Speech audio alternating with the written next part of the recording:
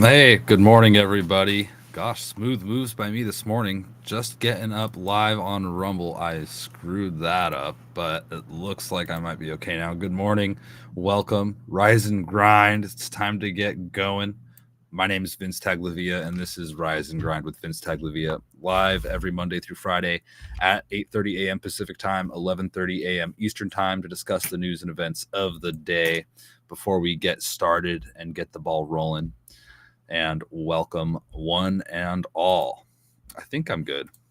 I'm trying to confirm. Yeah, we're good. This is perfect. It's Friday. It's January 5th, 2024. Happy Friday. We're getting into the weekend. And I'm excited. I'm excited, but I'm also exhausted, I tell you. I am so exhausted. But a little more work today, and I'll be on track. And I'll be able to take it easy for a day or two. Holy moly. Hope you're all doing good. Thank you for all the new followers, Andrea's and RMMY, Rumi. Thank you for following. And thank you, FBI Mom, for the donation bright and early racing into the stream with the Ninja Guinea. Thank you so much. Thank you. Thank you. Good morning, Quiet Toad over there on YouTube. Thanks for tuning in over there. Appreciate that. Good to see you. All right, and do me a favor over there on Rumble, hit that little thumbs up if you're logged in over there and watching. I appreciate it. We're gonna get right into it. All right, let's do it. So, General Flynn's coming out with a documentary. I'm excited to watch it, and he came out with this nice little trailer. It's called Flynn. It's at flynnmovie.com. If you want to learn more, flynnmovie.com. Deliver the truth, whatever the cost.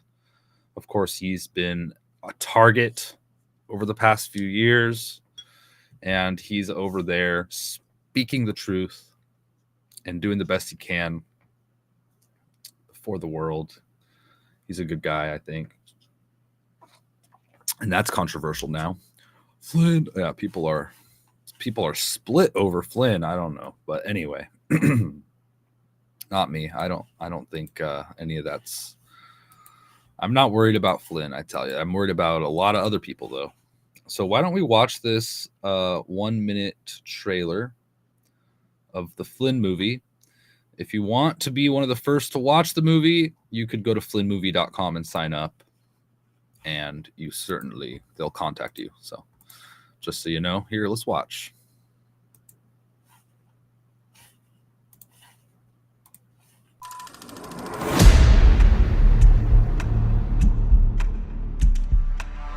Is there any regrets that you have in life?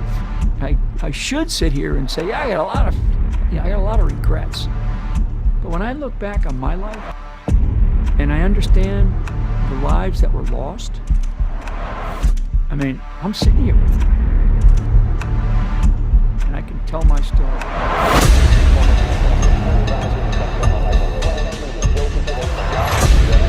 He was one of the most respected generals in the world. He was, by definition, the most dangerous possible person for Donald Trump to hire. certainly brilliant military career serving 33 years. Why is he being so elusive? Mike Flynn told the truth and faced no controversy.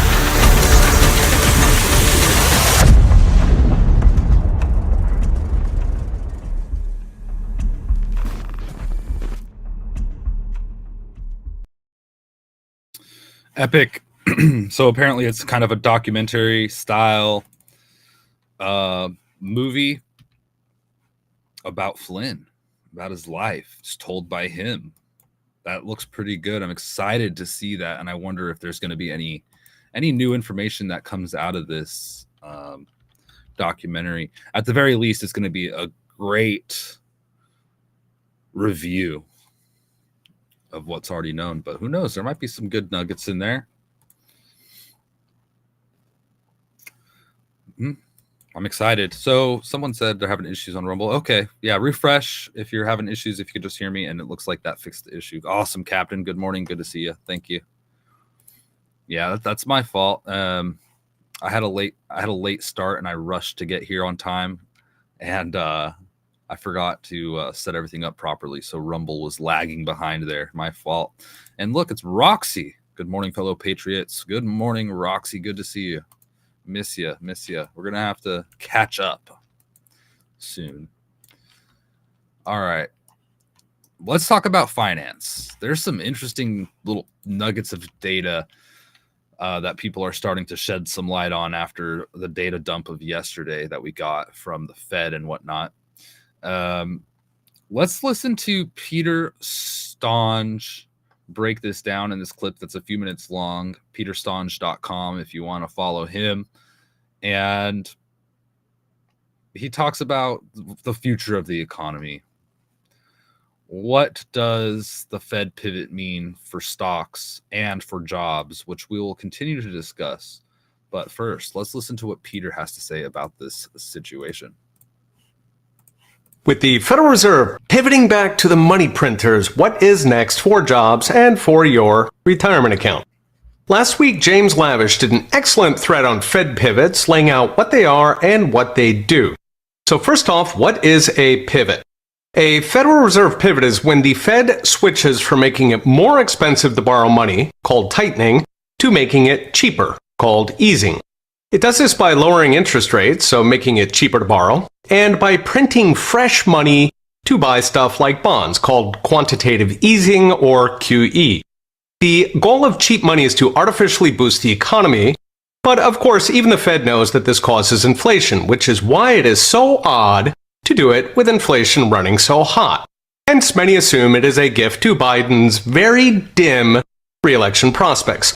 Now, the past couple years, the Fed has kept money very tight, meaning high rates and actually selling off the assets they had bought and canceling the dollars. They did this to trim the inflation they had caused by making money super cheap during COVID. In fact, most of the time since around about 2008. So what happens in a Fed pivot? There's two main parts, the economy and stocks, your retirement account. For the economy, historically, pivots usually mean a recession is incoming. That's because the Fed knows everything it does destabilizes markets in the economy, so it generally tries not to change from tightening to easing too often. In fact, when it does, it's often called a policy error, as in they screwed up. So when they do flip, it usually means they've gone from being afraid of inflation to being afraid of recession. So they are suddenly making money cheap to try and plug the coming slowdown. Put differently, a pivot essentially predicts a recession, at least historically. Not immediately, of course. There's something called lag effects, meaning it takes time for the Fed to break things. But typically the recession starts and unemployment soars within about 12 to 18 months. Note that unemployment typically doesn't actually jump until after the recession already started, so the stock market is usually a much better actual predictor of the recession. So how do pivots affect stock markets? As James put it, historically pivots have been, quote, downright ominous for equities. In the last 4 recessions, stocks fell an average of 1/3, so 32%, after a pivot. This again usually happens in about that 18-month time frame, although in 1987 it took more than 2 years, which culminated in the famous Black Monday crash when stocks fell 23% in a single day. So what's next? Brought to you by Unchained.com.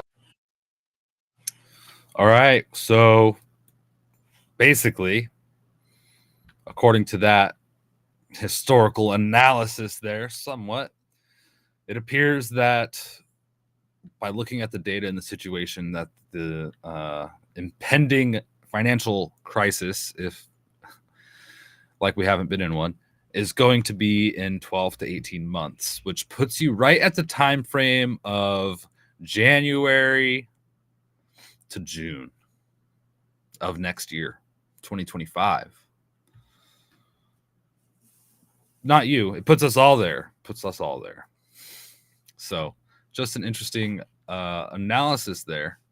And I like that he mentions that lag, because things aren't instantaneous. It does lag behind, and we're going to be seeing the effects happen later for a lot of things that we see unfolding now. And that goes for a lot of the things that are unfolding now. And it's quite scary. And this is where things get doom and gloom. When you look at the open borders and not just the US, but all of these other countries too, you've got to wonder of the long-term impacts and implications of these things occurring. And man, things might be rough for a long time, and the effects are going to last for years and decades and generations, honestly. Really, it really will.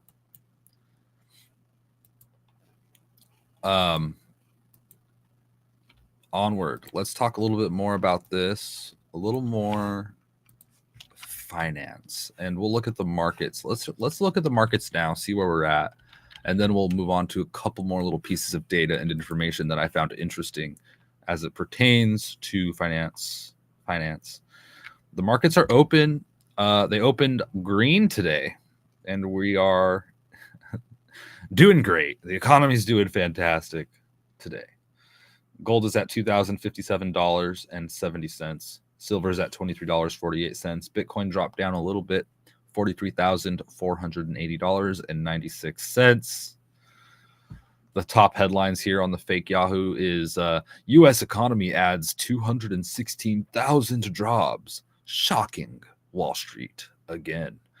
It's crazy how they nudge the markets with these wild headlines and all this information. Stocks edge up after jobs report comes in hot. This all sounds great, right? Woohoo, jobs, yay. But looking at what other people are saying, I'm like, okay, this could be an indicator of something much worse according to some of this stuff. First of all, U.S. services growth slows and nears contraction. This is a point made by Genevieve Rockdechter, CFA, on X.com. She says very few people are talking about this, and goes on to say, because data, whoa, really? What's going on here? Uh-oh. What the? Okay, that was weird. Glitch. Because data presents a different picture of the economy than the employment figures.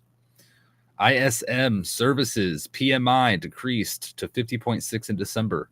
Reading below 50 indicates contraction. Okay, it's just above that level.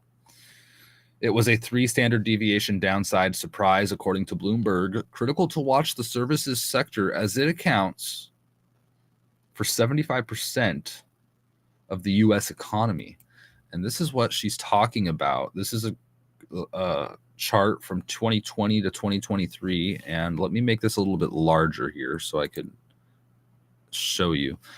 This dotted line is the difference between recession and not, being the 50 mark, the 50 level, this blue dotted line.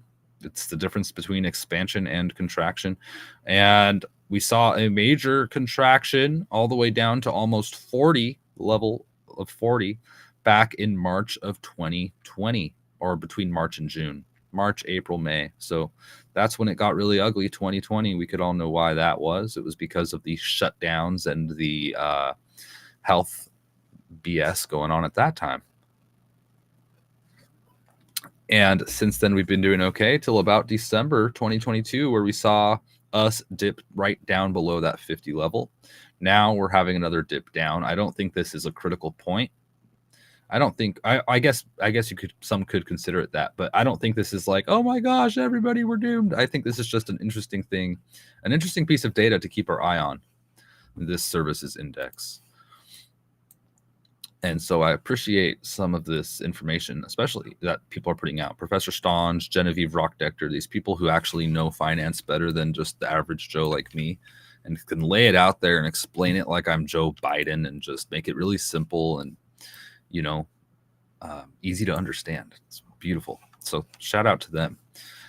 Definitely follow them if you're on X, and I'll retweet these things if you want to find them. And anyway, let's see here. We got a comment from Roxy. It says, politicians take advantage of the fact that most people are dumb and they don't understand the economics of it all. Yeah, absolutely. And they just straight up put up fake information out there. And it's not just to the average Joe like me where they're bullshitting and trying to control our minds with fake information and just telling everybody different stuff and having us all fight each other over it at the dinner table. They're lying to investors. They're lying to everybody, and this affects the markets altogether. And that's just my opinion. That's how I look at it, because you look at these headlines that traders read and whatnot, and this affects the economy. It affects their trading for that day, and it's really an interesting dynamic. Roxy says, "Don't worry. In 2 weeks, they will change the jobs report to what it really is." And no one will say anything when they revise those job numbers. Yeah, they do that. They release these fantastical, great numbers, and then later they're like, oh, those were preliminary estimates. So the real numbers are much, much worse. And then nobody covers that. Everybody's covering the initial report, and it's making headlines everywhere, and it's great news. But then when they revise it and it's bad news, they quietly just update those old articles that nobody's going to anymore. Luckily, some people are paying attention, like these people and different people, and we get the news, but you're not going to see it on the mainstream media, which is why I don't even click that thing on. Once in a while, I snoop around and see their headlines and stuff, but no, can't watch it. It's just useless. Spot on, Roxy. Absolutely spot on. And Roxy called it. We'll keep our eye on it. I bet you're right. Oh, all right. Wow, we've got a little bit more here to discuss as far as finance. Just one more thing, and that is this interesting tidbit. Surprising link between unemployment and recessions. And this is a little bit going back to what Professor Stange was talking about. Genevieve also touched on it. She said that low employment rate is traditionally a sign of a strong economy, right? Less unemployment, more money in the system, everyone has a job. You just have this very few of the population who don't. That makes sense. Everyone's working, everyone's making money, there's more business, there's more production, you've got everything's booming, everyone's hustling and bustling, strong economy. But she writes, Janet Yellen reminded us of this recently. Quote, "You don't have a recession when you have 500,000 jobs and the lowest unemployment rate in more than 50 years. Great. That makes sense." Genevieve writes, but as the chart below shows, unemployment often reaches a cyclical low right before a recession materializes. It's something to think about. And here is a chart showing the surprising link between unemployment and recessions going all the way back to the 60s, or actually, I think it starts in 1970, where we had crazy interest rates back in the 70s. Did a little bit of reading on that, a little bit of historical economics. The rates were even higher than they are now, but there were differences in other aspects of the economy. So maybe now is even worse. Some might debate. It's hard to tell with all the complexities, but let's take a look at this chart. This is really something, and kind of hammered it home for me this morning when I was looking at this. I was like, oh no.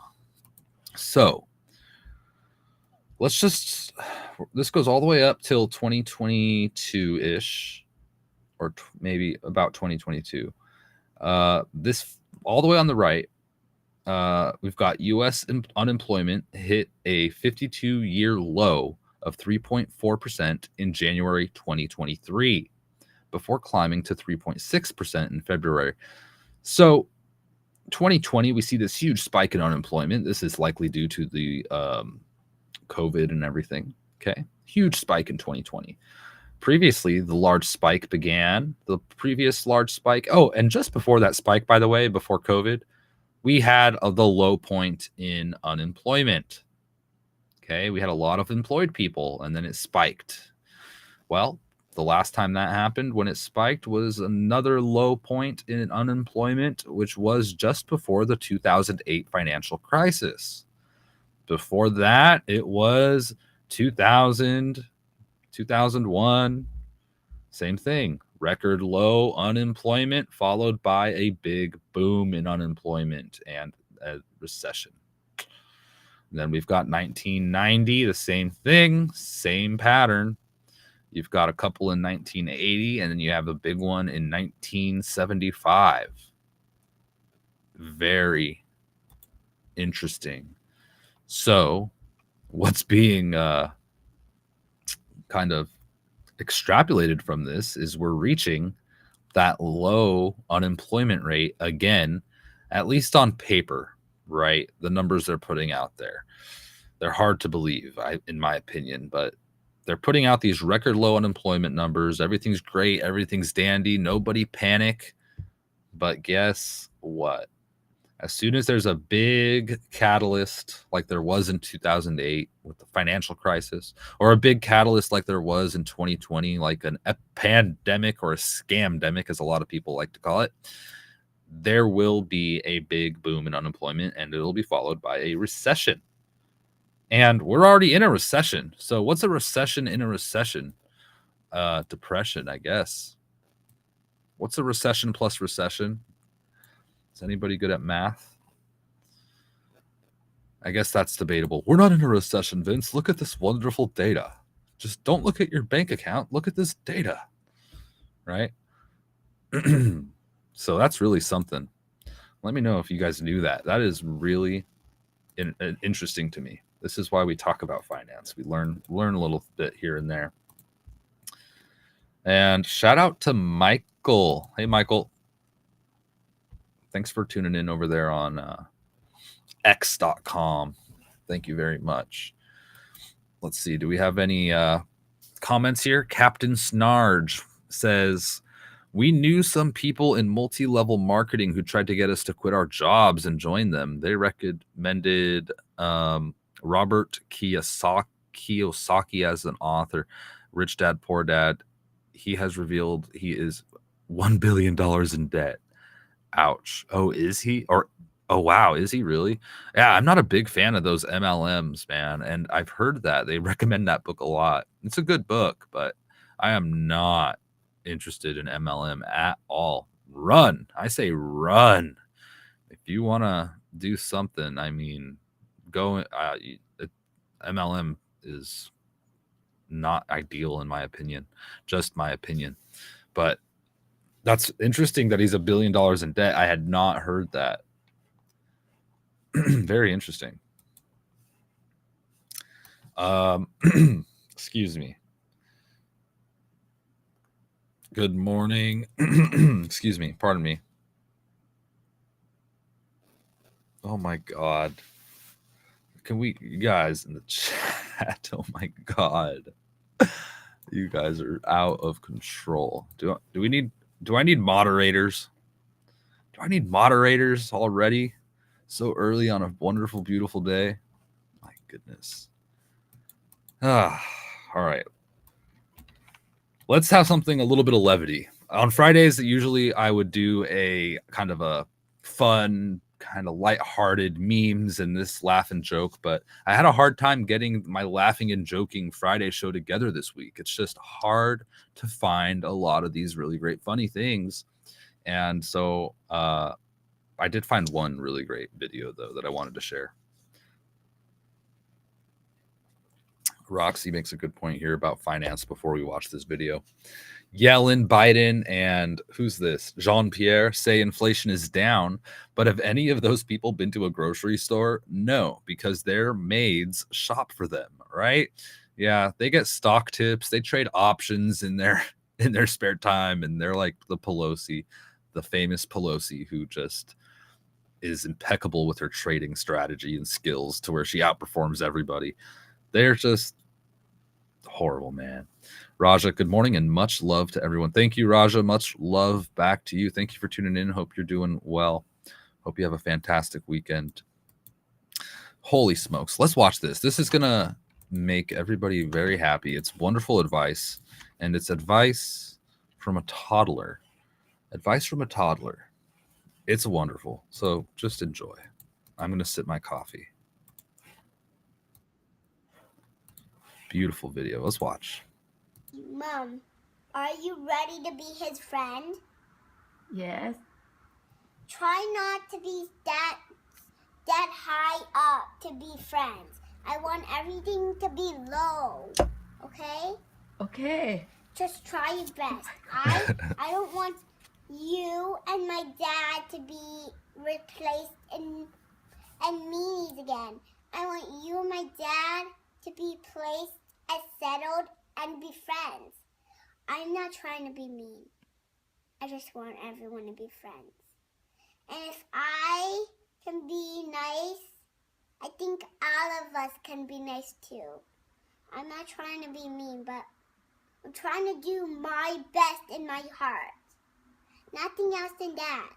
I want you, Mom, my dad, everyone to be friends. I want everyone to be smiling, not like being mad.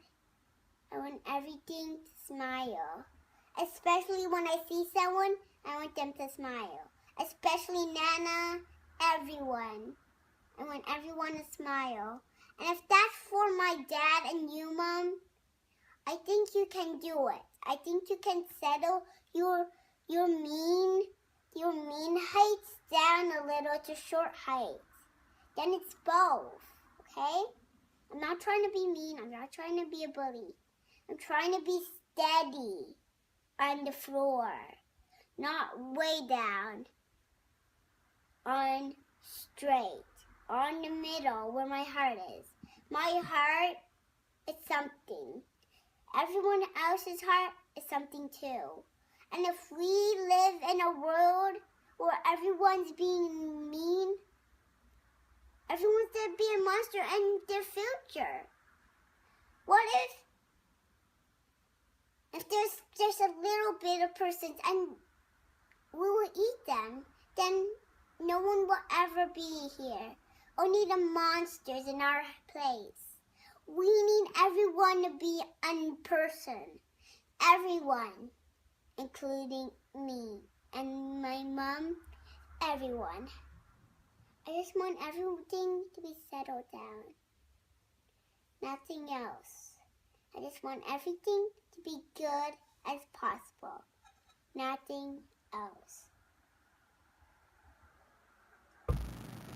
It's so cute. Thank you, Jenna. Come and give mommy jup. Oh, I love you too.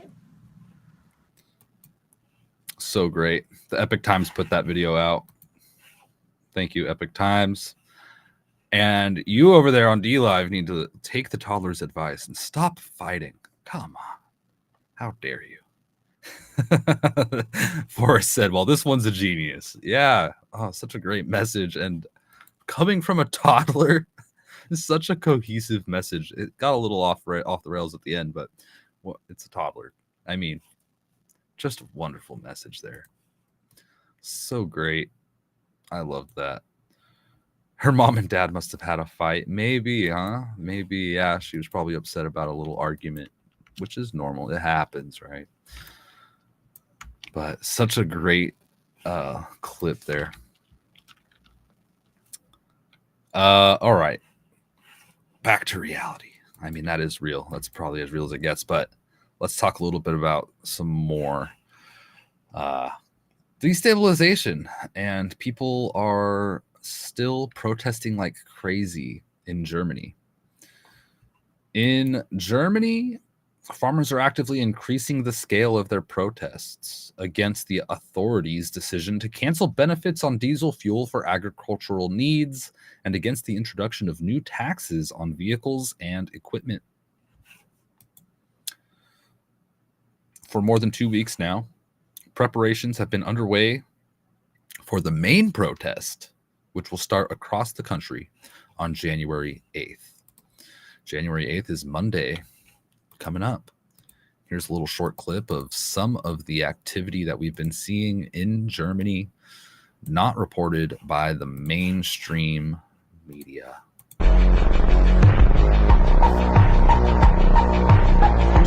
And horrible music. All tractors just lined up by the hundreds, if not thousands. Yeah, they're really pissed. We saw an similar epic protest, not by farmers, well, some farmers, but by truckers in Canada, if you recall. This is sort of a little bit of a mirror of that situation. We also had some escalations with these protests in Germany when farmers tried to storm a ferry carrying their economy minister and Green Party member Robert Habeck yesterday. And it was just a quite large crowd of people kind of getting a little bit of rowdy next to the ferry.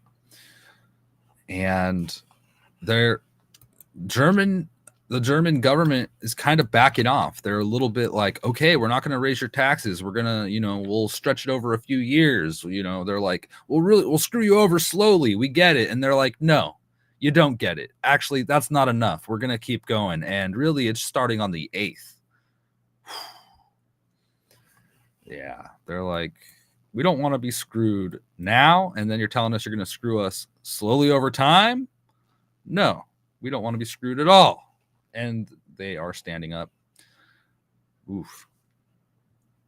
Not one word from any mainstream outlet. Half the world is night says, I know, they're useless. They're garbage. Oh my goodness. Onward. Wall Street Silver asked the question on x.com, is TikTok dangerous? And they says, are these Chinese owners using the algorithm on TikTok to negatively influence children in the USA and Europe? At what point should we step in? Is this the responsibility of parents or the government? I'm not on TikTok. I only see videos when people post them on X. What do you think? And we have a short clip here from Fox News who discusses this. And I'll tell you my thoughts here in a second.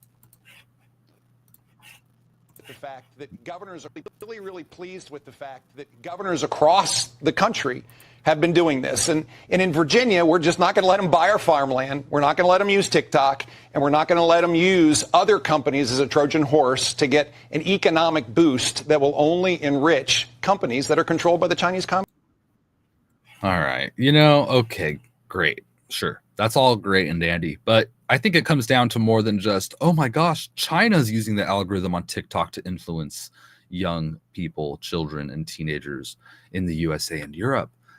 It's not just China, folks. This is coming from every country. I mean, I don't know if there's like some kind of blinders on here. This is happening from our own people. There are people hired to produce certain type of content for certain media companies. It's a fact. The algorithms are controlled where certain things go viral and certain things don't. Some information's encouraged, other information's suppressed. And that's real everywhere. That's real even on x.com. That's real even on everywhere. So yeah, I'm concerned about China putting out their influence, but also I'm concerned about anybody with bad intentions putting out their influence. And that's really the reality of the situation. So is TikTok dangerous? Yeah, sure. Is it also not dangerous? Sometimes, yeah, sometimes it's fine. There's great stuff on there, I suppose. I don't use it very often, but I see things. I think that it is a tool for social destabilization. I think same thing with Instagram and Facebook and Snapchat and whatever other apps that especially the younger generations are using now. I think we see these riots and things fueled by these different communication applications and social media applications. And I don't think that it's necessarily fought against or discouraged, or I think maybe it's even corrupted and encouraged. And I don't have any evidence to support that per se, any hard evidence that I could throw out there. This is just my gut feeling, and just by looking at what's going on, it's apparent to me that may be the case. So it's not just China, okay? Not that I love China. I'm not a Xi lover or anything, but I think that it's bigger. There's more to look at here. TikTok is where brain cells go to die.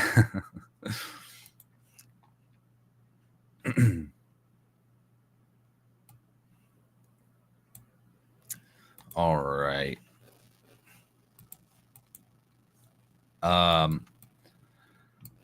So a little study was done on IQ, and you guys could have probably guessed this, that Information Liberation put this out. You probably could have guessed. They wrote an average IQ of college students has fallen over the decades. It now matches the general population. The average IQ of college students and college graduates has fallen so much in recent decades that it now matches the average IQ of the general population, a new study has found. According to a widespread belief, the average IQ of university students is 115 to 130 IQ points. That is substantially higher than the average IQ of the general population of about 100. We trace the origin of this belief to obsolete intelligence data collected in 1940s and 1950s, when university education was the privilege of a few. Examination of more recent IQ data indicate that IQ of university students and university graduates dropped to the average of the general population. The decline is a necessary consequence of increasing educational attainment. Universities and professors need to realize that students are no longer extraordinary, but merely average. Employers can no longer rely on applicants with university degrees to be more capable or smarter than those without degrees. Students need to realize that acceptance into university is no longer an invitation to join an elite group. The myth of brilliant undergraduate students in scientific and popular literature needs to be dispelled. Estimating pre-morbid IQ based on educational attainment is vastly inaccurate, obsolete, not evidence-based, and merely speculations. That was Rolf Degen on X. Interesting, who posted that. So, I mean, there you have it. I'm very interesting. This is just one study, by the way, so we have to be careful with putting all our eggs in one basket, but seems to be something there. Interesting. Yeah, I kind of joke over the past few years, I've done so much research, as well as many of you, not just digging, but also understanding things and laws and the Constitution and medicine and economics, all these things we're trying to get a better understanding of, so that we can kind of understand everything going on around us at once. And we've done so much reading, and we've had private meetings as well, where we've stayed up hours on end just figuring things out and digging and reading and sharing. And just, I joke and I say we've probably all acquired 1 or 2 degrees over the last few years, if not more. So yeah, it's just an interesting thing. And then you have somebody with a fancy degree who can't even fathom 1/10 of what's going on, and they're just completely have their blinders on. All right. Stop fighting.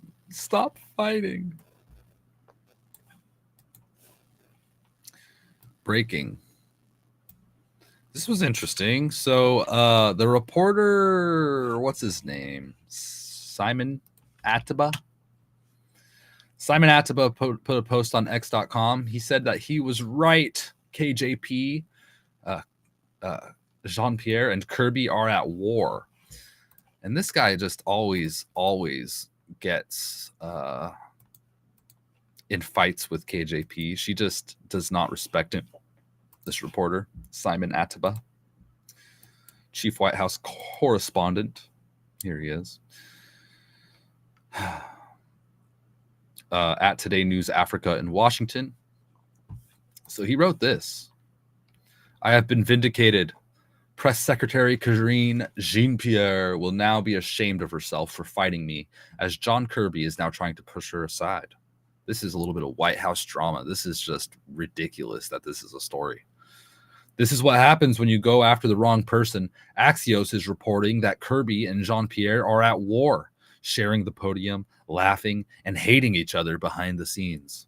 Many of you may not recall that KJP last called on me after I asked her who was the press secretary herself. Oh, who was the press secretary, herself or Kirby? I was asking the question everyone in the White House briefing room was asking, but did not dare to voice it. Excuse me. KJP met me at a restaurant and told me I put her in trouble for asking the question and asked me to go and apologize to Kirby. An impossible thing that I vehemently rejected, since I was just doing my job and do not apologize to liars. Now, after fighting me and changing the White House rules to take away my hard pass, she's fighting behind the scenes to get rid of Kirby, who is also trying to take her job. Never fight a good man who is trying to do his job, just asking questions that others do not dare asking, because karma is a bitch. May God help us.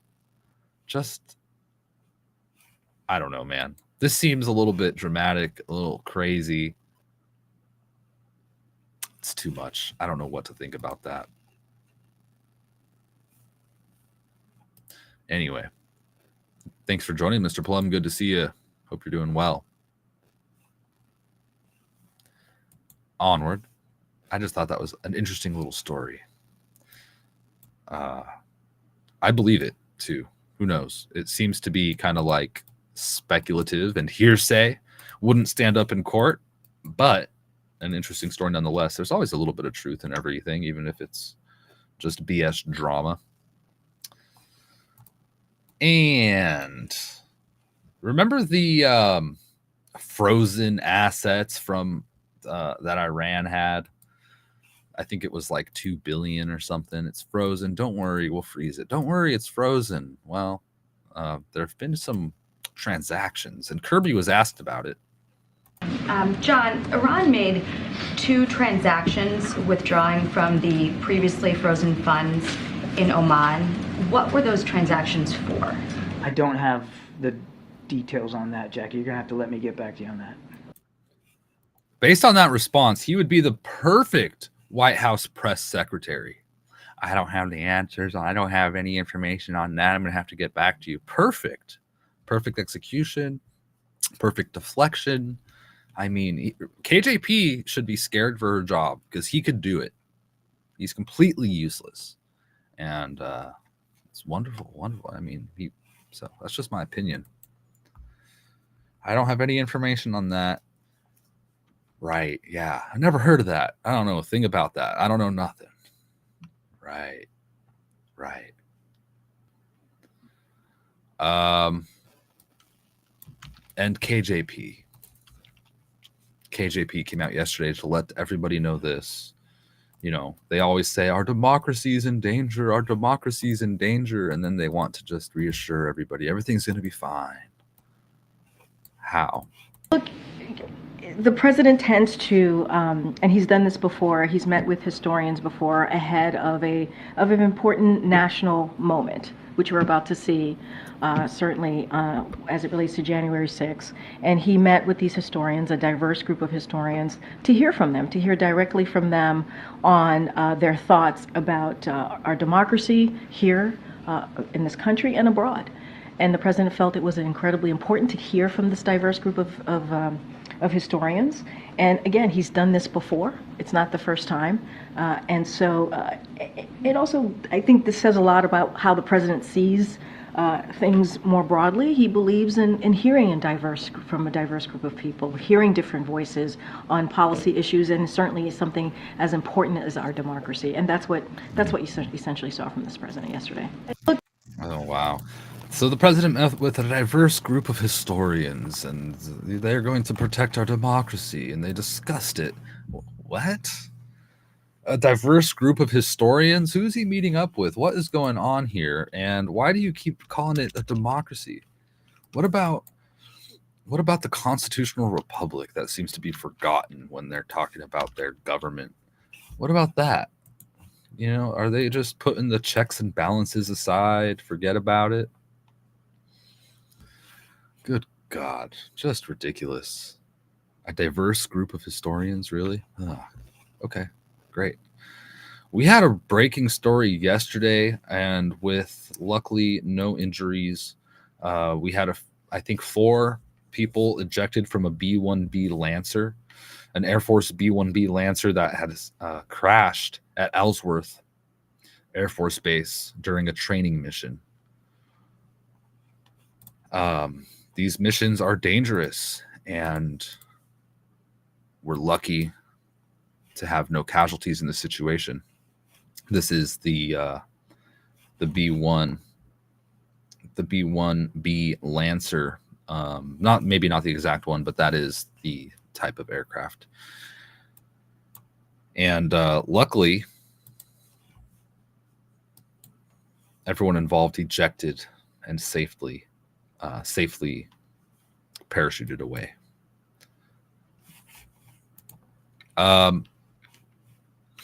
Let's see here. We are coming close to running out of time. We've got a little bit longer to talk about what's going on. I'm going to try to hit some key points that I want. Elon Musk came under fire yesterday because he basically came out and said, quote, "At this point, there is no question that this administration is actively facilitating illegal immigration." And then he's being very blatant and to the point and saying what he thinks.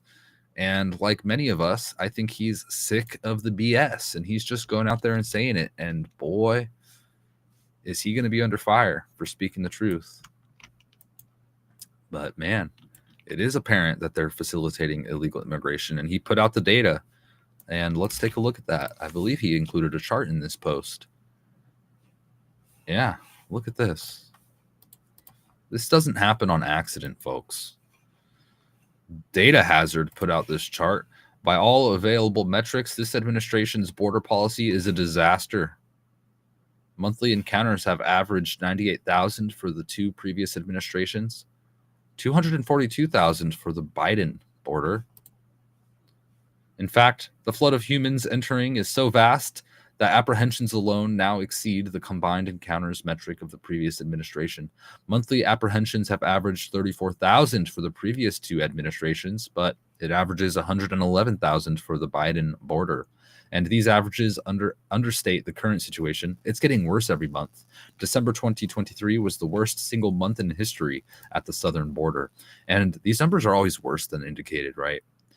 The numbers are always worse. And that's just my opinion. Not everything's documented, right? So encounters in orange here in this chart. You can see the Obama administration on the left. You see the Trump administration in the middle, and the Biden administration on the right. Wild, wild charts. Phooey. All right. And this seems to be the strategy for this year, this upcoming election. We're all kind of keeping our eyes out, trying to clean up our voting systems and getting involved in our communities and make sure that we have a clean election coming up here. But there seems to be a strategy out there, and I think we've all noticed as it comes to Trump, they're trying to get him off the ballot, didn't they? They got him off the ballot in Colorado, almost. It's unconstitutional, so I think he'll be back on there, right? But then they did the same thing in Maine, if I remember correctly. They're trying to get candidates, not just Trump, off the ballots. VB on X said, "You still think we are a republic? Think again. It's not just President Trump. New filing in Pennsylvania seeks ballot cleansing by barring Republican Representative Scott Perry." So this seems to be a strategy they're going to be rolling out across the board in order to kind of get who they want into these positions of power.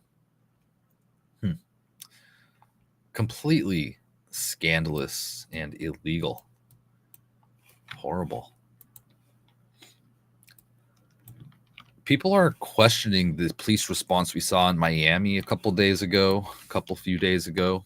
Hundreds of, or at least 100 or so police vehicles sent to a shopping center. And they said, these darn kids had sticks and fireworks and they started fighting each other. And they had this crazy police response. And then now there's a lot of speculation. What actually happened? And I had the same thought. That's a large police response for some kids with sticks and fireworks, where everywhere else in the world, you're just letting the kids with sticks and fireworks just loot everything and run away. And you never have a police response like this. And people are saying, I think it's probably BS, and that's just my opinion.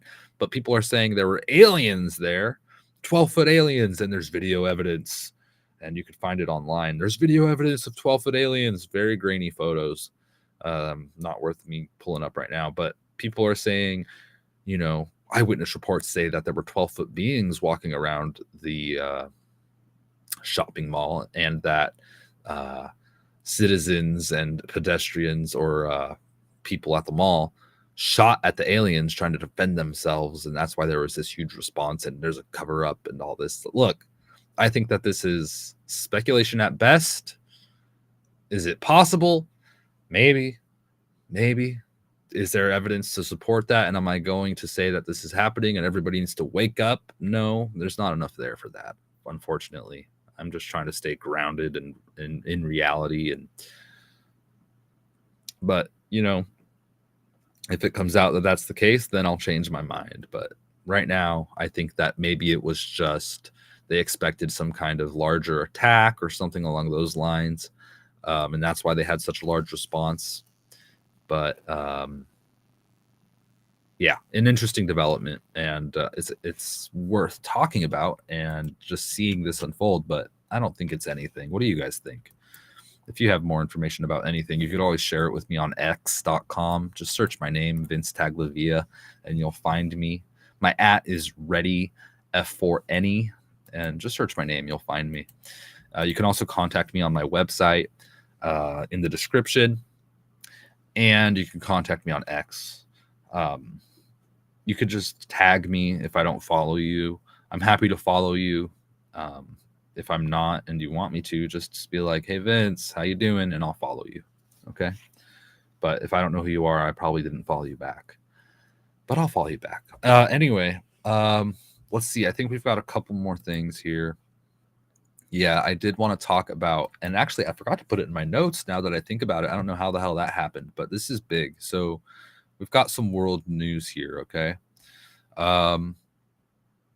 We've got Senator Graham telling Netanyahu on video, just really wanting to start this war machine and to push us into oblivion.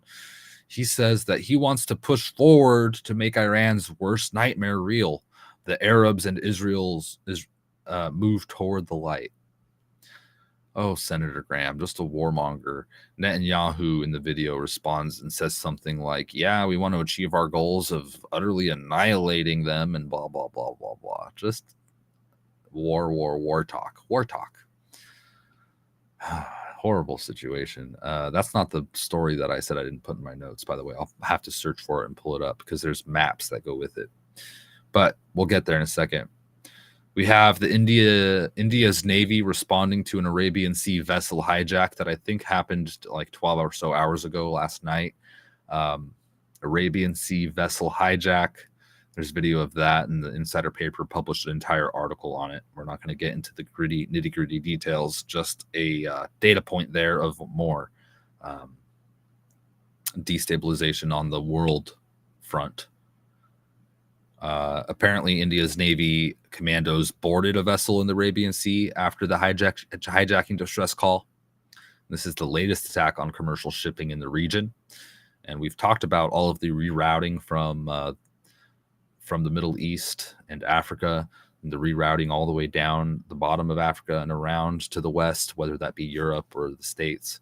And this is going to cause inflation. This is going to cause an increase in the price of shipping, which we already have seen increase multiple times, like from about 1,200 or from as low as 1,000 all the way up to 4,000 now for one container to go to Europe.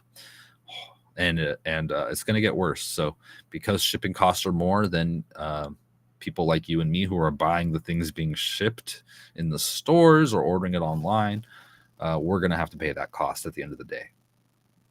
Anyway, we've got thousands of people left without power. Rail and road traffic were substantially affected in the Nordic countries as extreme cold grips the region. We also have a major incident declared in Nottinghamshire after widespread flooding. Yellow warning in place for south of England. They've got some wild flooding going on. We've got blackouts. Oof, oof, oof. And then we have Japan here asking for U.S. assistance in reading the airplane recorders after the deadly Haneda collision that we saw a few days ago. This was the collision with, I believe, the Coast Guard, where they had a commercial airliner collide on the runway with them, where a few people unfortunately died. And it was a weird situation. And now they're asking the U.S. to read the airplane recorders and kind of investigate. That's weird. I don't, in my opinion, that's weird. Is that normal? Does anybody remember recalling anything like this to where a country's like, oh, why don't you help me investigate? We're going to give you the recorders. To me, it seems like a potential cover up or something. It just seems odd. I don't know. That's total speculation on my part. So just know that. But that's just odd. I think it's odd. Of course, we've got more information released as it pertains to the Maxwell case and that kind of thing, but I want to go talk about this for a second. North Korea started trending last night. Actually, I don't even know if it trended last night, but is anybody talking about this? I gotta find this. Last night, here we go. Roz Alerts reported on it a little bit after I saw this kind of start breaking on the internet, and I noticed it. And this is what they said. North Korea has fired over 200 artillery shells near South Korea's Yeonpyeong Island, prompting immediate evacuation orders. Residents, numbering roughly 2,000 people living on the island, have been instructed to seek shelter. And they put out this very useful map here. You see the gray line going vertically across and kind of up like that. That is the border between North Korea and South Korea. This island is in this little red circle here. The immediate evacuation was issued from an island that sits near the border between North Korea and South Korea, out in the ocean a bit on the western side of South Korea and the southwestern side of North Korea. That's the island where the 200 artillery shells, over 200 artillery shells, were fired by North Korea. So they were basically doing drills right by the island, and it was perceived as aggressive. So they've ordered evacuation of the island. And here's an update here. In response, the South Korean Joint Chiefs of Staff have announced their intention to conduct live fire drills to North Korean artillery near Yeonpyeong Island. This is in response to the North Korean artillery. No damage to citizens or the military has been reported, and corresponding measures will be implemented in response to any provocations. South Korea has ordered residents on the second island of Bangyangdo to evacuate and seek shelter amid concerns about North Korean provocations. Another island, which is interesting. Here is the map. I got to change my view. Here's the map, and another island off the west coast of North Korea being evacuated. The interesting thing about this is these islands are just off the coast of North Korea. They are technically South Korean territory, but to me, they would be some pretty strategic points for further war. And it's maybe why North Korea is picking up the activity around these areas very concerning and a huge development. I have never witnessed an evacuation order of an island due to any. I've never seen anything like this. So to me, this seems like a major escalation in what we see going on the global playing field. Like it's just a big game, right? All right. Do we have peace in the chats? Peace in the chats. All right. Wonderful. Good. You guys. Trolls. They're trolling. I tell you. A little bit of trolling. Wow, that North Korea story is something. Anyway, of course I've got health stuff, I've got other stuff, but we're about out of time. I have to go finish up some work for the week. I think today will be a good day, though. So far, it has been. I hope you're doing well, too. I hope you enjoyed your coffee this morning and the Rise and Grind with Vince Tagliavia. Thank you to everybody who's subscribed, everybody who's liked, everybody who's shared and supported me in the launch of my new show.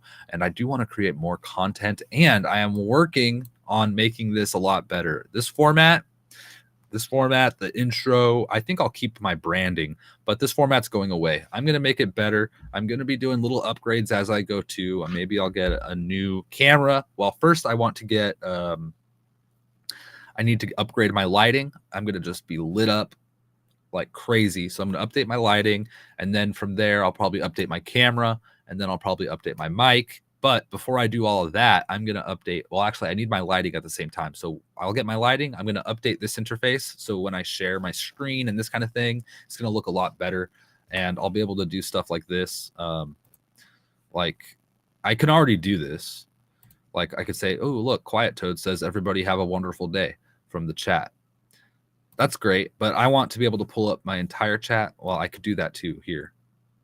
New comments will be displayed here. I could do that, but I'm going to do it all in a different system. It's going to look a lot better, a lot cleaner. It's going to be a lot of fun, a lot more versatile. So I'm going to be switching over. So stay tuned.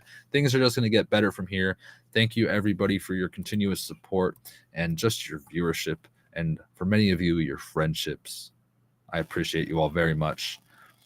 And check out my website if you haven't already. It's kind of interesting. And if you want to contact me and give me feedback, you can from my website. Just go to the contact page. You could email me. And I love the feedback, positive, negative, constructive, or if you just need to get something off your chest and let me know, I'm happy to check out what you've got to say. So you could contact me on my website and follow me on Twitter and blah, blah, blah, blah, blah. Thank you, everybody. Take care. God bless and Godspeed.